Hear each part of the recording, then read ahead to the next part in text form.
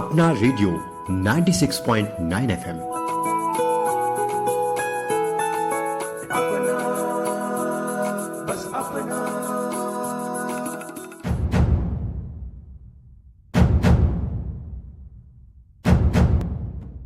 नमस्कार, आप सुन रहे हैं अपना रेडियो 96.9 एफएम का विशेष कार्यक्रम जनजाति गौरव, जिसकी प्रेरणा संस्कृति मंत्रालय, भारत सरकार, इंदिरा गांधी राष्ट्रीय कला केंद्र और अखिल भारतीय वनवासी कल्याण आश्रम के सामूहिक प्रयासों से तैयार की गई पुस्तक जनजाति गौरव से ली गई है।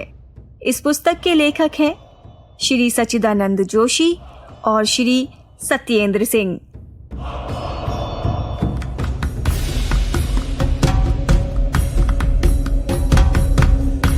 जनजातीय क्रांतिकारियों का स्वतंत्रता संग्राम और अपने अपने समुदायों के उत्थान में महत्वपूर्ण योगदान है, किंतु इनका जिक्र हमारे स्वतंत्रता आंदोलन के इतिहास में बेहद कम देखने को मिलता है।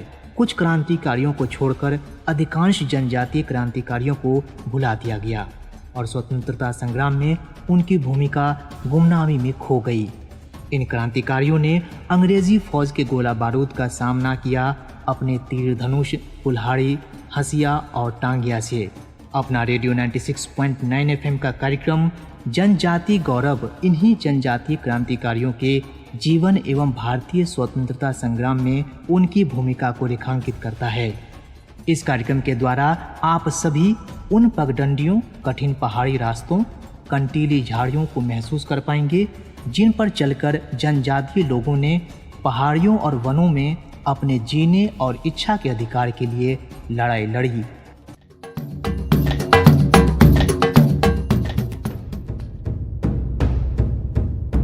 श्रोताओं, मैं हूं वंशी। आज आप जिस वीर बलिदानी जनजाति गौरव की कथा सुनेंगे वो हैं साहित्यकार बिहूराम बोडो। असम के बोडो जनजाति के बिहूराम बोडो का जन्म 1 सितंबर 1940 को उदालगुड़ी जिले के रोता चारियाली के पास बेंग सिमारी गांव में हुआ था। इनको स्वरबंग सुबुंग के नाम से भी जाना जाता था। पिता का नाम चंद्रकांत बागलरी तथा माता मोरई बागलरी थी। प्राथमिक शिक्षा पास की शाला में और स्नातक की शिक्षा मंगलदोई में हुई। इनका विवाह ललिता से हुआ था। वे पहले बाकतपारा हाई स्कूल में सहायक अध्यापक बने। आगे चलकर रोता चारियाली में जयभद्र हजगर मेमोरियल हाई स्कूल की स्थापना की तथा इसी विद्यालय में संस्थापक अध्यापक बने। वे साहित्यकार, पत्रकार, स्तंभ लेखन और समाजवादी थे। बोडो भाषा तथा अंग्रेजी दोनों में साहित्य लिखते थे। दोनों ही भाषाओं में उनकी पुस्तकें प्रकाशित हैं। उन्होंने बोंजार नामक बोडो भाषा में उदालगुड़ी से प्रथम बोडो दैनिक समाचार पत्र शुरू किया। उनके साहित्यिक कृतियों में गीबी बिथाई तथा आसरण प्रसिद्ध है। बिहूराम जी वर्ष 1968 से ही बोडो साहित्य सभा के सक्रिय कार्यकर्ता थे। उन्होंने 1971 से 1990 तक लगभग 4 कार्यकाल द्वारा बोडो साहित्य सभा के महामंत्री पद का दायित्व संभाला। वे जब बोडो साहित्य सभा के सचिव बने तो देवनागरी लिपि के पक्ष में मजबूत आंदोलन खड़ा किया। इस आंदोलन से जहां धर्मांतरण को लेकर लोग सतर्क हो गए, वहीं एनडीएफबी की अलगाववादी मांग का विरोध होने लगा। बिहूराम बोडो के नेतृत्व में बोडो साहित्य सभा का स्पष्ट मत था कि बोडो क्षेत्र भारतवर्ष का अभिन्न अंग है। स्वतंत्र बोडोलैंड की मांग गलत है। बोडो क्षेत्र की समस्या का समाधान भारतीय संविधान के अंतर्गत ही करना चाहिए।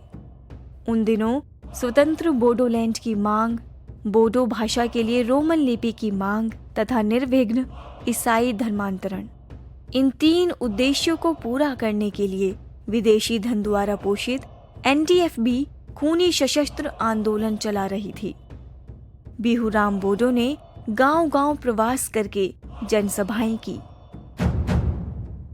बोडो समाज के एनडीएफबी के देश विरोधी आंदोलन के खिलाफ खड़ा किया, जन जागृति के लिए यथोचित लेख लिखे तथा बड़े स्तर पर साहित्य बांटा। इस तरह एनडीएफबी के आंदोलन की वास्तविकता स्पष्ट कर दी। राष्ट्रवादी कार्यों के कारण बिहूराम एनडीएफबी और चर्च के लिए सबसे बड़ी बाधा बन गए थे। अतः एनडीएफबी के आतंकवादियों ने 27 सितंबर 1990 को गोली मारकर उनकी हत्या कर दी।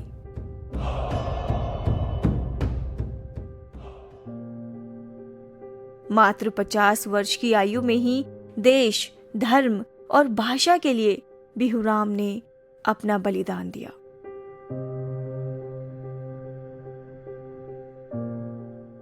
समय के साथ राष्ट्रभक्त बिहूराम के संघर्ष को स्वरूप मिला और फरवरी 2000 में बोडो भाषा के लिए देवनागरी लिपि को मान्यता मिल गई। राष्ट्रभक्त बिहूराम जी को कोटिश नमन, शत शत नमन।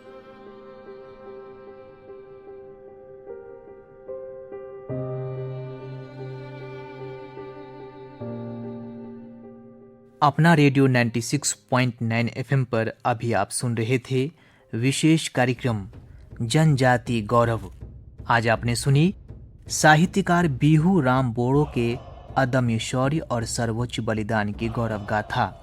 इसकी प्रेरणा संस्कृति मंत्रालय, भारत सरकार, इंदिरा गांधी राष्ट्रीय कला केंद्र और अखिल भारतीय वनवासी कल्याण आश्रम के सामूहिक प्रयासों से तैयार की गई पुस्तक जनजाति गौरव से ली गई है। इस पुस्तक के लेखक हैं श्री सच्चिदानंद जोशी और श्री सत्येंद्र सिंह।